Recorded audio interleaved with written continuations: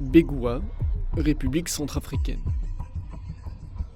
Le président sortant, Faustin-Archange Touadéra, tient un meeting quelques jours avant l'élection présidentielle de décembre 2020. Autour de lui, plusieurs hommes armés. Visage masqué, sans écusson visible, ils escortent le candidat et scrutent les environs. Quelques semaines plus tard, d'autres hommes armés, en tenue de camouflage, entourent le Premier ministre Firmin Ngrebaba. Deux d'entre eux, hors champ, échangent quelques mots, en russe.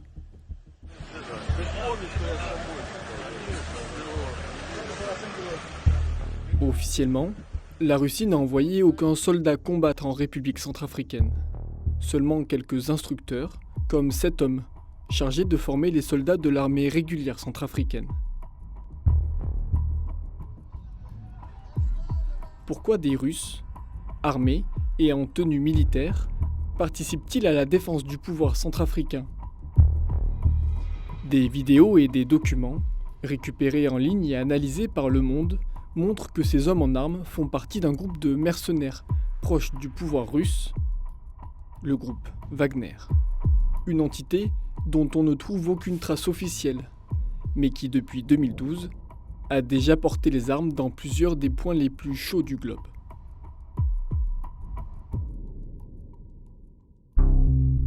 Wagner, selon des chercheurs et des journalistes, ce fut d'abord le surnom d'un homme, Dimitri Utkin, un ancien chef des forces spéciales au sein des renseignements militaires russes.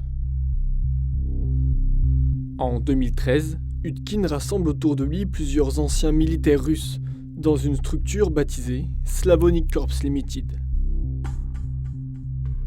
Direction la Syrie pour une première mission aux côtés de l'armée de Bachar al-Assad. Une mission dont quelques images ont été partagées sur la messagerie Telegram dans un groupe public. Cette photo, datée du 16 octobre 2013, et repérée par le site d'investigation Bellingcat, montre 5 membres du Slavonic Corps Limited. Derrière eux, ces collines et ces 2 hangars. Sur ces images satellites, ils sont positionnés de la même façon. La photo a été prise ici, sur la base militaire aérienne T4, au centre de la Syrie. Peu nombreux et mal équipés, les mercenaires du Slavonic Corps Limited se retirent de Syrie vers la fin 2013. Le groupe est dissous et laisse place à une nouvelle organisation sans existence légale, le groupe Wagner. « 2015, sur une route ukrainienne, un convoi militaire. Ce panneau et ce pylône indiquent que la vidéo a été filmée ici, dans l'est du Donbass, à une vingtaine de kilomètres de la frontière russe. Un territoire que se disputent l'Ukraine et des séparatistes, soutenus par Moscou.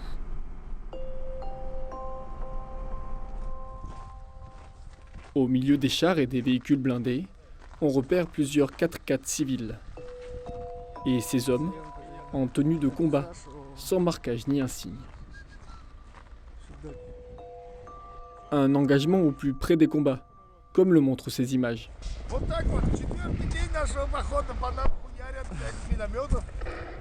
À quelques mètres des mercenaires, on repère ce véhicule blindé, un BPM 97 Vistrel, conçu par le fabricant russe Kamaz et utilisé par l'armée russe.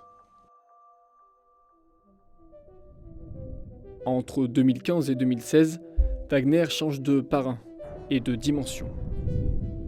Selon des chercheurs français et américains, Dimitri Utkin est rejoint par un oligarque russe, un ancien gangster condamné à 9 ans de prison, Evgeny Prigojine.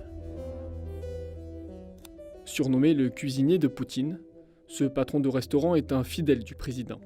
L'entreprise qui lui a permis de faire fortune, Concorde Catering, est accusé par les États-Unis d'avoir cofinancé l'Internet Research Agency, une usine à trolls qui aurait participé à la campagne russe de déstabilisation des élections américaines de 2016.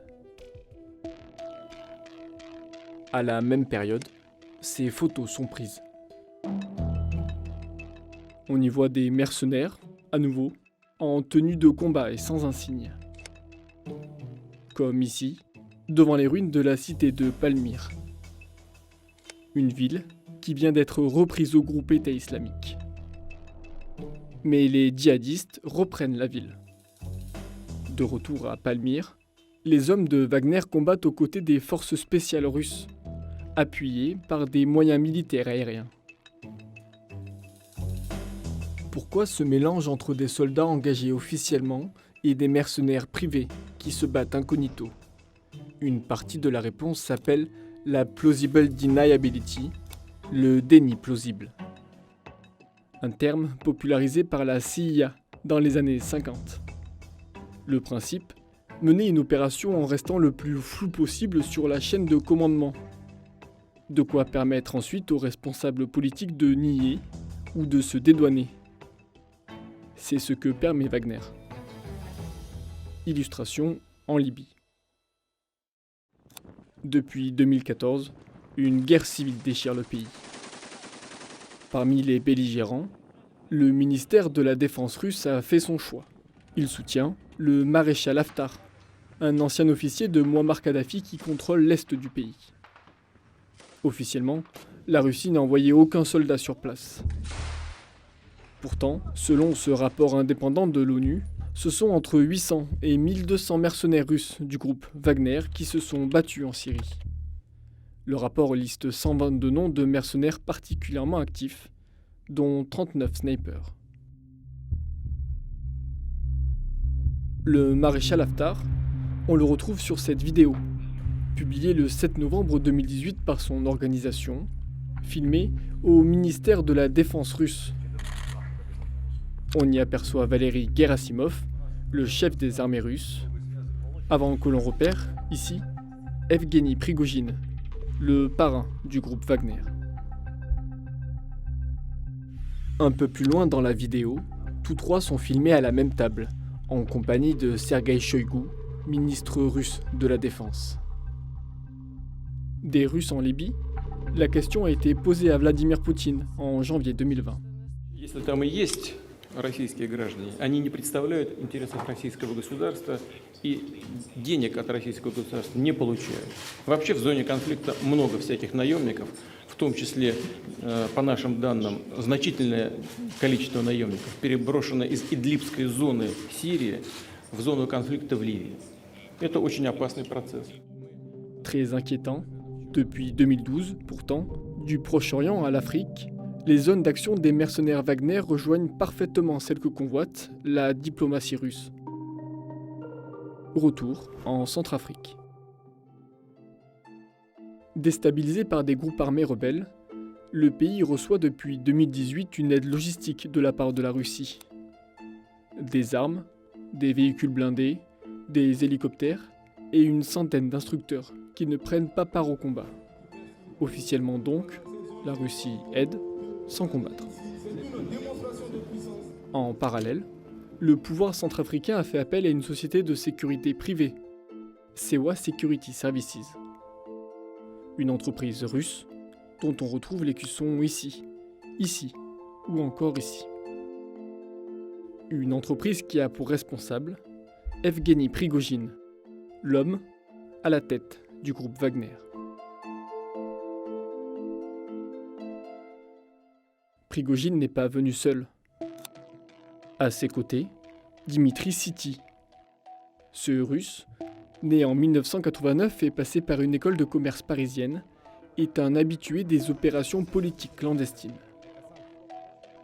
Son nom apparaît ici, dans une liste des employés de l'Internet Research Agency. Rappelez-vous, c'est l'organisation russe pointée du doigt pour son rôle dans l'élection américaine de 2016.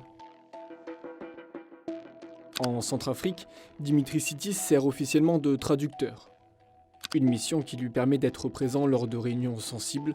Sur ses photos officielles, on le retrouve par exemple ici ou ici. À ses côtés, Valery Zakharov. un vétéran des services de renseignement russes, aujourd'hui conseiller à la sécurité du président centrafricain. Siti n'est sans doute pas que traducteur. Il est soupçonné par le Trésor américain d'être à la tête de l'entreprise Lobaye Invest, une société enregistrée en Centrafrique en 2017 pour exploiter des mines. Les recettes de l'entreprise permettraient de financer une partie de l'activité des mercenaires.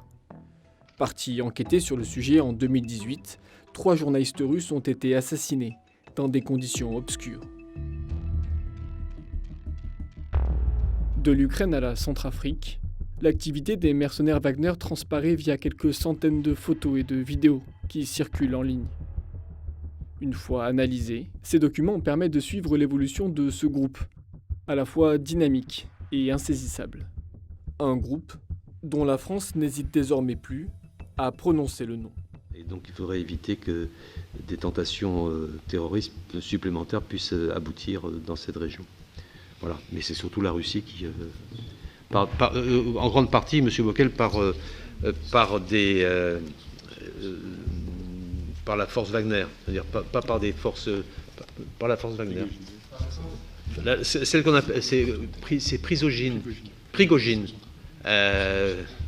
C'est des supplétifs.